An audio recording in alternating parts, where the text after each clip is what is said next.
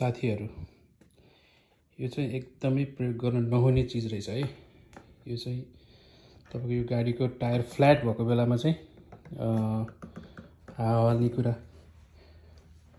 भनेर मैले किनेर युज गरेको। मेरो चाहिँ यो पावर आउटलेट नै गयो है। यो चाहिँ कहिले पनि झुकेर पनि युज नगर्नु होला। तपाईको आउटलेट चाहिँ तपाईको यो थाहा छैन कति लाग्छ बनाउनलाई, यो त्यो आउटलेट बनाउनलाई हैन। यो पावर आउटलेट चाहिँ मेरो टोटली गयो है त। ल तपाईलाई चाहिँ यो प्रयोग गर्नु भन्दा अगाडि मैले जानकारी दिएँ। मैले यो कता यो टिकटक सब यता उता एकदम धेरै यसको मार्केटिङ भइरहेको देखेको छु हैन। तर तपाईले चाहिँ प्रयोग गर्नु भन्दा अगाडि चाहिँ एकदमै विचार गर्नु होला है।